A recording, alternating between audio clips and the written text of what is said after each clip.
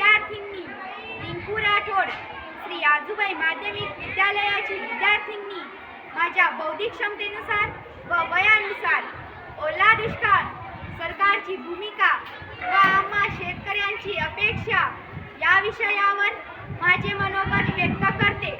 ओला दुष्काळ, कोरडा दुष्काळ हे जणू आम्हा शेतकऱ्यांच्या पाचवीलाच पुजलेला असतो. शेत नांगरायचे, वखरायचे, कोळपायचे, पेरायचे, पीक दिसू लागलं की निंदायचे, खत द्यायचे, औषध फवारणी करायचे, पीक जोमात येते तसे शेतकरी सपान रंगू लागते.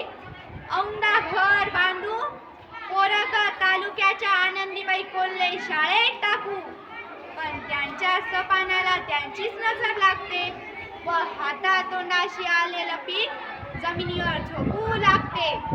वरुण राजा इतकी कृपा करतो की नदी नाले खळखळून वाहू लागतात, शेतात पीक पोहू लागते. शेतकरी आभाळाकडे पाहतो आणि पाहूस शेतकऱ्याकडे पाहून पुन्हा जोरजोरात बरसू लागतो. कालपर्यंत समाधान व्यक्त करणारा शेतकरी शेताकडे बघून जोरजोरात रडू लागतो. आता यंदाच बघा, जवळपास मे महिन्यापासून सुरू झालेला पाऊस दिवाळी संपली तरी उघडायला तयार नव्हता. किती तो पाऊस, मकाचे कंस शेतात गुडघ्याभर पाण्यात रंगू लागले. सरकीला झाडावरच पुन्हा अंकुर येऊ लागले. शेतातील माती वाहून गेली, जनावरे दगावली, क्षणात होत्याच नव्हते झाले. घरदार, शेती, शेतातील पीक, शेतातील माती, जनावरे सगळं संपलं. शेतकरी कोसळला. कित्येकांनी आडवी जवळ केले. मग सरकार ओला दुष्काळ जाहीर करून हेक्टरी 50,000 रुपये अनुदान मिळावे ही मागणी जोर धरू लागली. शेतकरी मोठ्या आशा अपेक्षेने सरकारकडे बघू लागला, पण गेंड्याच्या कातडीचे सरकार फक्त आश्वासनच देऊ लागले. पाहणी करू, सर्वे करू, मग ठरवू. यात अनेक शेतकरी फासावर लटकले. अनेकांनी औषधच्या बाटल्या तोंडाला लावल्या. एका ओला दुष्काळाने जगाचा पोशिंदा हरतो का? हो तर नक्कीच नाही. आपण वर्तमानपत्रात बातमी वाचतो, भाजी चांगली झाली नाही म्हणून पती पत्नीमध्ये भांडण झाले, म्हणून पत्नीने खरंच एका दिवसाच्या भांडणामुळे आत्महत्या करते का? खोलात शिरले की पतीचे कळते. रोज दारू पिऊन येणे, शिवाय साथ सांगणे, आर्थिक अडचणी या सगळ्या गोष्टी त्या आत्महत्येला कारणीभूत असतात. तसंच शेतकऱ्यांचे आहे.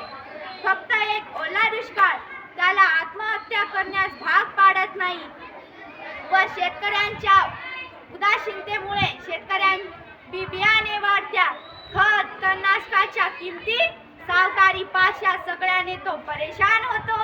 मग सरकार आणेवारी ठरवते. कोणत्या भागात किती पाऊस पडला यावरून अपेक्षा असते. हेक्टरी 50,000 रुपये व सरकार देते 7-8 रुपये.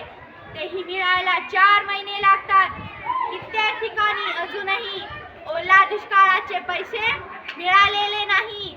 जे पीक हातात आले त्यालाही सरकार हमी भाव केंद्र लवकर सुरू करत नाही.